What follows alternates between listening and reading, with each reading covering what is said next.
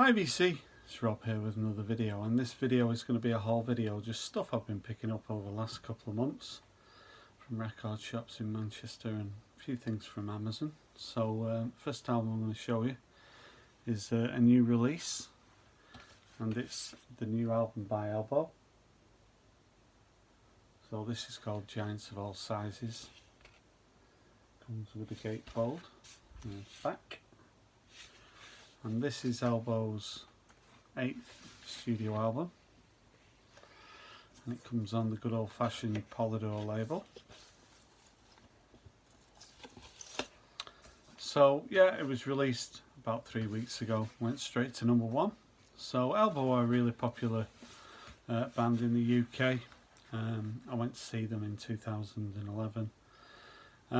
My favourite Elbow album I think is Seldom Seen Kid, the 4th album. But this finds Guy Garvey in a reflective mood. Lost his father over the last year, and a couple of close friends have passed away also. So you know, it's a thoughtful album.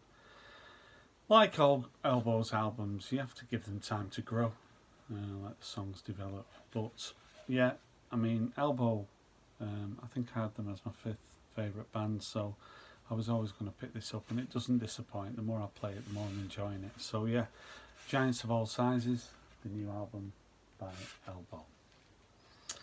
Now, I picked this album up, and it's Milk and Honey by John Lennon. So it comes with a gatefold. I'm sure most people know about this record. It came out after John Lennon's death. And this one is on the good old fashioned Polydor label as well. So I like this album. Nobody Told Me is one of my favourite John Lennon tracks. I really love that song. Borrowed Time as well, you know, quite poignant.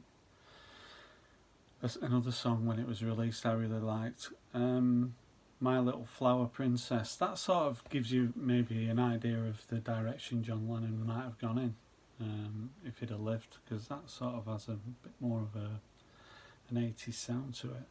But I do like some of the Yoko tracks on it.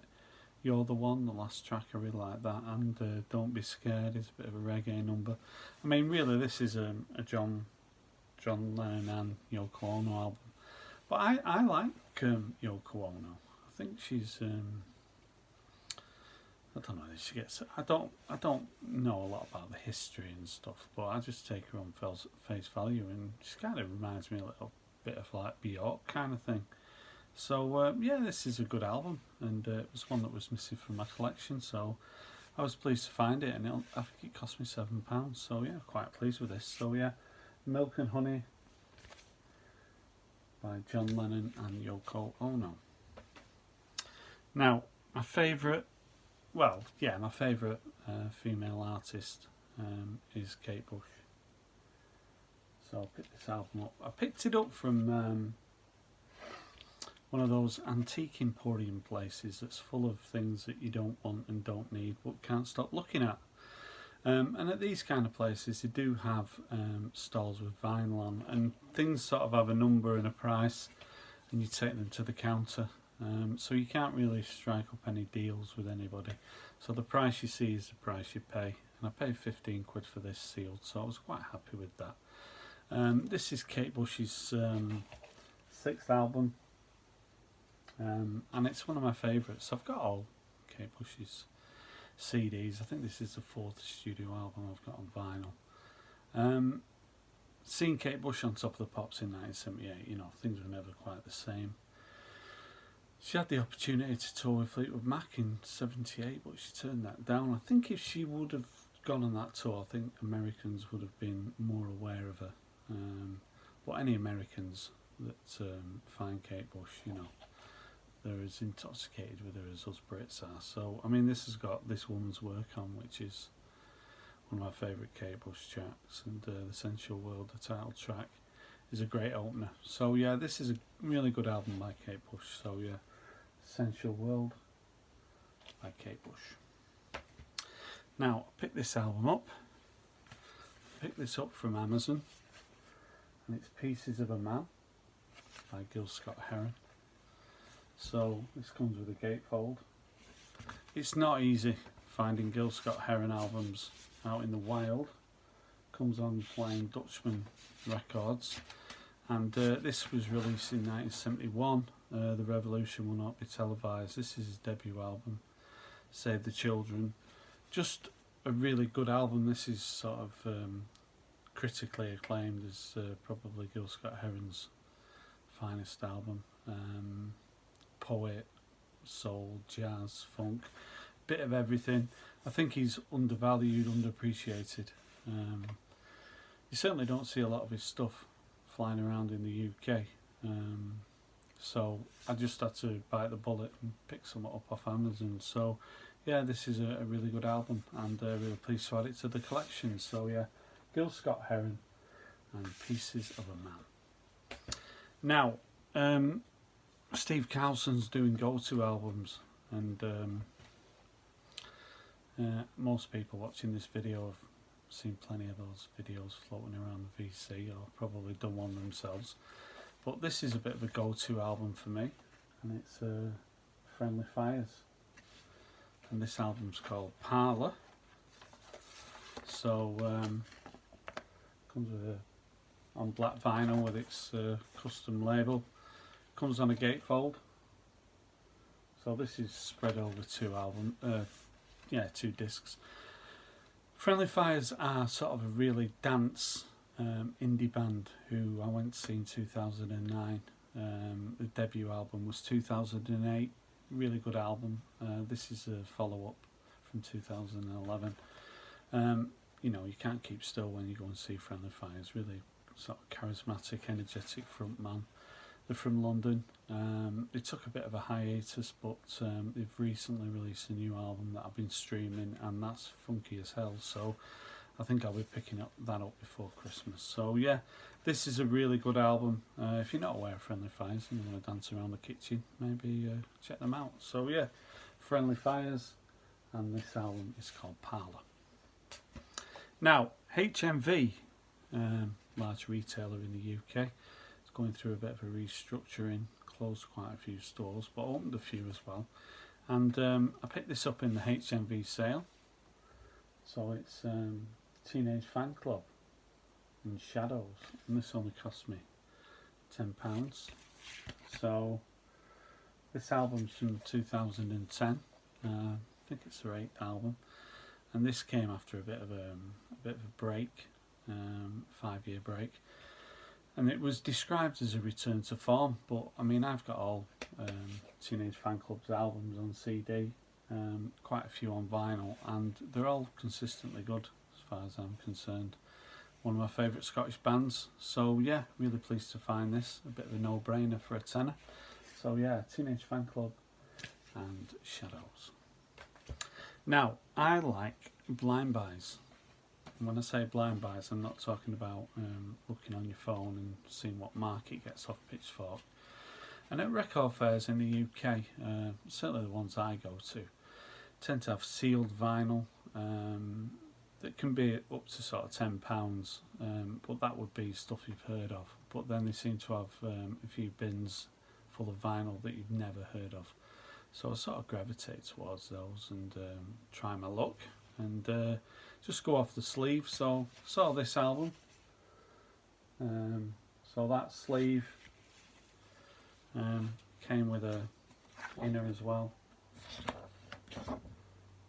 And this band's called All We Are. This came out in 2015. And there's the label, and it's so going off that, I thought that's going to be sort of dance music. It's on Domino Records, and I'm right, it is sort of electronic dance, bedroom pop, new wave pop, just the sort of stuff I'm into at the moment. So it's a Norwegian girl, Irish guy and a Brazilian who met at the Liverpool School of Performing Arts, and this is their first album. I checked this out on Amazon. It's going for over 20 quid, so let's pick it up for 3 quid. I'm really pleased. So yeah, nice little find. All We Are and a self-titled album. Now, picked an old album up here, and it's Morrison Hotel by the Doors. So this album's from '70. This comes on the Orchestra.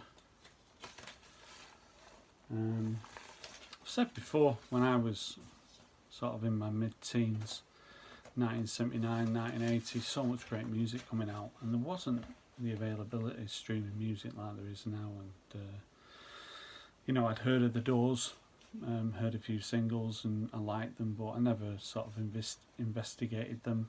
But as I got in my 20s and 30s, I started picking up Doors stuff on CD. But it's only since joining the VC really that I've started my Doors vinyl collection. So this is a nice original copy. That picture on the front. So yeah, they're in Los Angeles and saw Morrison Hotel. So they jumped behind the window and had the photo took. And then they went drinking in a place called the Hard Rock Cafe. And that is not the Hard Rock Cafe that we all know and despise. It's one in downtown Los Angeles. Now this album, side 1, is actually called the Hard Rock Cafe, and side 2 is called Morrison Hotel. So the guy who set up the Hard Rock Cafe loved this album and contacted the Doors and the photographer, and when he opened it in '71, then he took it from the picture on the back of this sleeve. This Hard Rock Cafe is now a convenience store, and the Morrison Hotel is actually a disused building at the moment. So yeah, back to the music. Just, you can't go wrong with the Doors. Like I say, one of my favourite American bands. So yeah, nice addition to the collection. The Doors and Morrison Hotel. Now, Record Store Day seems like a long time ago, and I didn't really pick that much up. In fact, I think I just picked up a Gorillaz album. There was a few things that sort of interest me, but I didn't want to spend too much. But I went to Sheffield to see my son, and we went in one of the local record shops, and they had a stack of Record Store Day stuff that was half price. So I picked this album up. It's Gaz Coombes, Live in Paris. So Gaz Coombes, lead singer of Supergrass, of course. This comes on black vinyl. And Supergrass have got back together. 25th anniversary tour at the beginning of next year. Sold out, and they've added some extra dates. I'm not sure if they're going to go to America or Europe. Got mixed feelings. They have actually released a track on Apple Music, Next to You, cover of the Police song, which sounds really good. But they've not got any plans to record any new music. So I'm hoping that Gaz Coombes goes back to his solo work, because I'm a big fan of his solo albums. So yeah, this is one that was missing. So yeah, Gaz Coombes, Live in Paris. Now, pick this album up from one of my favourite Manchester bands, and it's James. Gold Mother.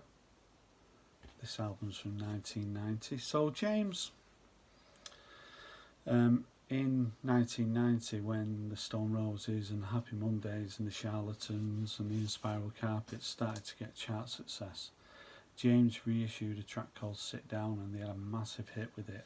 In the late 80s, they released a couple of albums, hadn't done much, but this album sort of came out at the right time with the Manchester scene.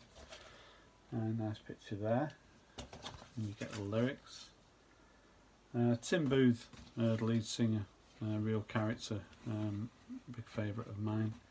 I mean, this has got a killer opening track on it, Come Home, track called How Was It For You. So I mean, I've got most of James's CDs, but I'm looking to start collecting the vinyl. So yeah, really pleased to find this, Gold Mother by James.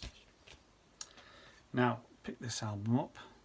This was a blind buy, and it's CJ & Co. and Devil's Gun.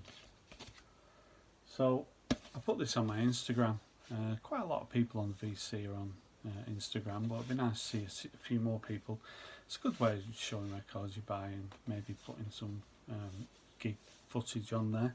So when I saw that sleeve, I had to grab it. I didn't know anything about it. I just had a look at the back, and there's only 5 tracks on the album, all sort of over 7 minutes long. So I just took it that it was sort of disco, funk, and I wasn't wrong. Came out in '77, and the track Devil's Gun was the first track to be played in Studio 54, famous American club. And if you ever see any footage of Studio 54, there's always some sort of deep, funky disco music playing in the background, and it's probably Devil's Gun by CJ & Co. Mike Theodore and Dennis Coffey, people behind CJ & Co. Oh, Dennis Coffey was a really great guitarist who played on a lot of the Motown hits in the 60s for the Temptations, etc. And this is a really nice find. I'd never seen it before. I didn't know what to expect, but it was a really nice surprise. So a friend of mine has gone into partnership, opened a record shop in Stockport, and I went down there to lend my support, and this was one of the many records that I bought. So yeah, I thought I'd show this one, Devil's Gun by CJ & Co. Now, I picked this album up, and this album, I was watching Dean, Grandma's Handbag, down in Australia, great channel on the VC, and he did his 5 go-to albums, and he showed this album. It's the La La's, and a self-titled album from 2012. So this comes with an inner, and it's just on a custom label. So the La La's, I think they're from Los Angeles. That's certainly where they met, working in a record shop, formed in 2008. They've released 4 albums, and I found them by accident. I was streaming the Temples, British psychedelic band, and these were recommended to me, and I listened to this album, and I enjoyed it so much, much more than I enjoyed the Temples. They've a new album that's come out quite recently as well, and I've been streaming their other albums, and they're good as well. So the Allah have had a little bit of controversy using the name Allah as the name of the band. Muslim groups have warned them. There was a terrorist incident in 2017 when a load of gas canisters were found in a disused truck in the Netherlands, in Rotterdam. And it was a real sensitive time in Europe, so that gig got cancelled. They've been warned not to play in Turkey. They wanted to do some festivals, but they were warned off doing that as well. But let's get back to the music. Sort of real, sort of late 60s psychedelic garage pop, and I can understand why Dean had it as a go-to album. And yeah, it's a bit of a go-to album for me. It's a great album. So yeah, the LLRs and the self-titled album from 2012. Now, not many to go, and I picked this up cheap. It's the Undertones, and this is called Positive Touch, and this is from '81.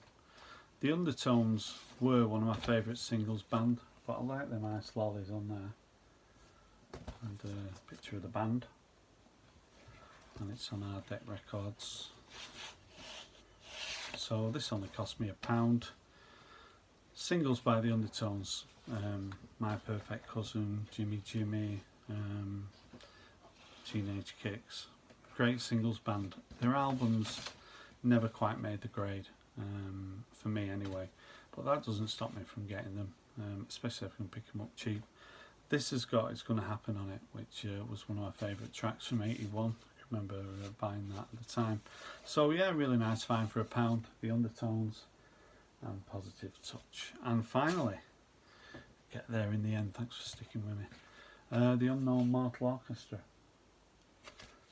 Sex and Food. So the Unknown Mortal Orchestra are based in Portland, Oregon, but they're actually from New Zealand, but this is on pink vinyl, and they are a really this album is a really up and down.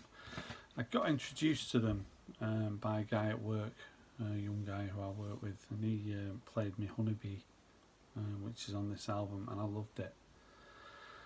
Very Prince sounding, and there's a couple of other tracks on here. Ministry of Alienation's a bit of a Stevie Wonder sound.